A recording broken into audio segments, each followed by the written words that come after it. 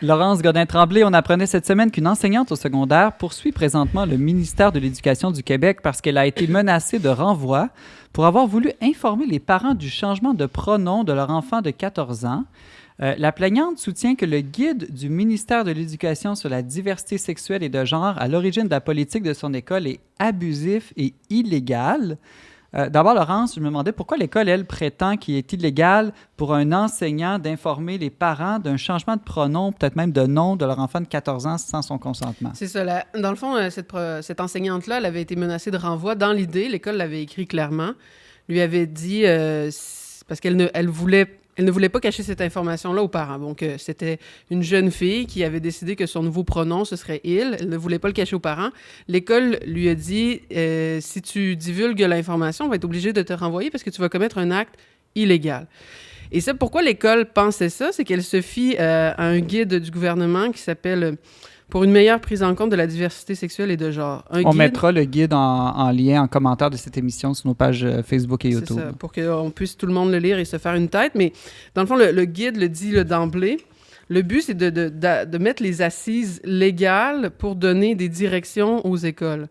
Donc, le guide va citer des articles de loi, la Charte québécoise des droits, des choses comme ça, pour conclure à l'idée qu'un enseignant ne peut pas... a un devoir de confidentialité si l'enfant de 14 ans ou plus le demande. OK, donc moi, j'ai un fils, il a 14 ans, il s'appelle Martin. Il décide au mois d'octobre qu'il veut être appelé dorénavant Martine. Et ça avec le pronom « elle ». Elle, ça peut faire des mois que ça se passe à l'école et moi, comme parent, j'en ai aucune idée. Exactement, parce que, bon, pourquoi c'est parti de ça, le guide? C'est qu'il va citer 2 articles, surtout, là, qu'on trouve dans le Code civil du Québec. Le premier qui dit qu'à 14 ans... et plus, un enfant peut faire une demande de changement de mention de sexe, là, pas nécessairement des opérations, ici on parle pas de ça, mais juste la mention de son sexe sur ses cartes d'identité, etc. Il peut le faire sans le consentement de ses parents, puis sans qu'il y ait un avis rendu public, là, sans que ça soit public. Bon, ça, et de ça se conclut qu'il peut aussi changer de prénom et de pronom en lien avec son changement d'identité de genre, sans le consentement, sans avis public. Et avant 14 ans? Et avant 14 ans, c'est pas possible. Avant 14 ans, il faut l'accord du tuteur, là, des parents, puis etc. Mais pourquoi 14 ans? Pourquoi 14 ans? C'est une bonne question. Ben, c'est parce que, au fond, l'analogie qui est faite, c'est qu'on considère que c'est un soin. C'est un peu semblable aux soins médicaux, là. Bon, c'est à savoir si ça fonctionne, si c'est valide, là, je ne crois pas, mais l'idée derrière, en tout cas, c'est de dire que c'est un soin de santé, puis qu'un peu de la même façon qu'un enfant de 14 ans et plus peut consentir ou non à des soins de santé, puis qu'il y a la confidentialité avec le médecin. C'est comme si on dit, ben ça va être de même aussi pour la mention de sexe et le changement de prénom, qui est une conséquence du changement de... Mais pourtant, comme l'avortement, il a besoin de l'autorisation de son tuteur légal ou de ses parents. Pas à 14 ans, pas à 14 ans ou plus, non. Non, c'est ça, pas à partir de 14 ans. Laurent, je me demandais, elle, l'enseignante, prétend, c'est intéressant, l'inverse. Elle dit que c'est l'école qui a une position illégale, qu'en l'obligeant au secret, voire presque au mensonge envers les parents, on l'oblige à trahir la loi. Donc, comment expliquer là, son point de vue à elle et à son avocat? Bien, il y a comme 3 arguments qu'elle et son avocat font. D'abord, c'est que la déduction n'est pas claire. C'est pas parce que, bon, du point de vue légal, c'est possible pour un enfant de 14 ans de changer sa mention de sexe et son prénom, que c'est la même chose qui se produit à l'école. Parce que là, ce serait l'idée à l'école, j'aurais pas besoin même d'acte légal. Là, je ferais juste dire tout d'un coup, moi, j'ai envie que ce soit il, puis j'ai envie qu'on m'appelle Laurent. Et ça se ferait automatiquement. Et l'enseignant aurait ce devoir-là de confidentialité. C'est comme si le guide prétend que ça se déduit du Code civil. Mais c'est pas clair que ça se déduit de 1. De 2, l'avocat va défendre que ça contredit 2 droits fondamentaux. Là. Le premier, le droit des parents à éduquer leur enfant, parce que, je veux dire, d'être gardé dans l'ignorance comme ça, ben, c'est pas une façon pour le parent d'accompagner son enfant, pour le bien de l'enfant, là, c'est ça qui est défendu aussi, là, c'est pour le parent est souvent celui qui connaît le mieux l'enfant, qui connaît ses problèmes, ses difficultés psychologiques, etc. C'est aussi une façon d'empêcher le parent de connaître ce qui se passe à l'école, de bien choisir l'école, parce que c'est un droit pour un parent de choisir l'école à laquelle il veut envoyer son enfant. Mais si l'école travaille dans le secret, comment on peut choisir comme il faut l'école? Donc ça, c'est le premier droit qui serait bafoué. Le deuxième, c'est la liberté de conscience, parce que l'enseignante, c'est ce qu'elle dit, ben, j'ai été brimée dans ma pensée, dans ma conscience, parce que pour moi, ça revient un peu au premier point que j'ai dit, mais pour moi, il y a une collaboration nécessaire entre les parents et l'école, pour le bien encore de l'enfant. Donc, si on m'oblige à tenir le secret, on contredit en quelque sorte la vision de l'éducation que j'ai toujours eue.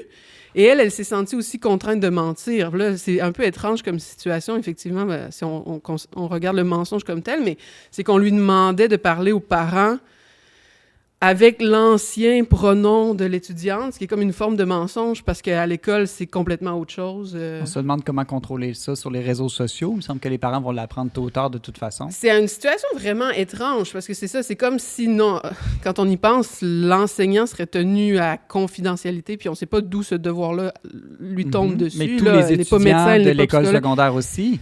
Les étudiants aussi, en tout cas 14 ans et plus. Et le monde entier sur Internet. Et oui, exactement. Donc, c'est vraiment un cas étrange. C'est vraiment outrageux, je trouve, parce que c'est une atteinte à l'autorité parentale. Normalement, que tu délègues à une institution dans le cas de l'éducation, et là, les parents sont privés de certaines informations.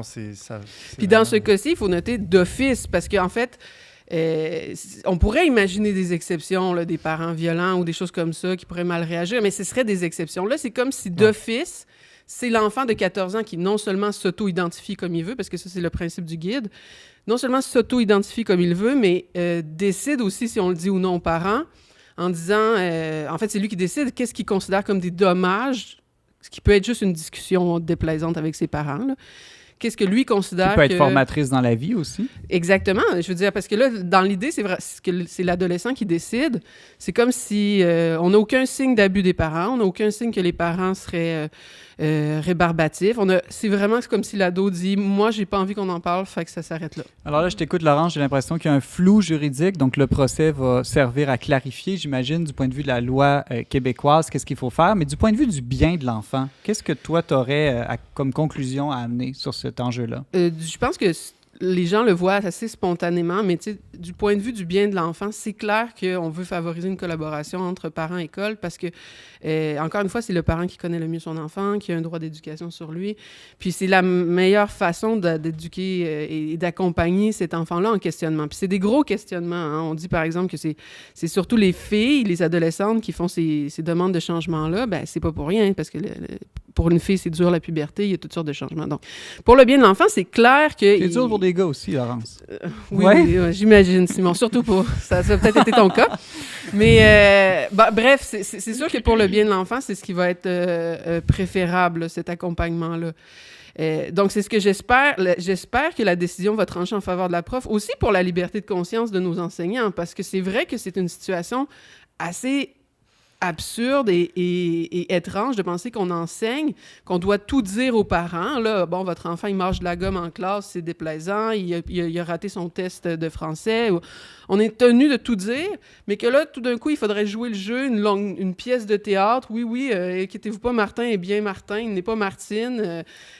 Donc, j'espère pour l'enseignante et pour l'enfant que c'est eux qui vont gagner le procès. Maintenant, malheureusement, là, avec ce que j'ai regardé dans le Code civil du Québec, c'est pas clair où ça va trancher. Il va vraiment y avoir une balance et la loi va être obligée de se préciser. Ça amène tellement de suspicion dans une société. Exactement. C'est vraiment...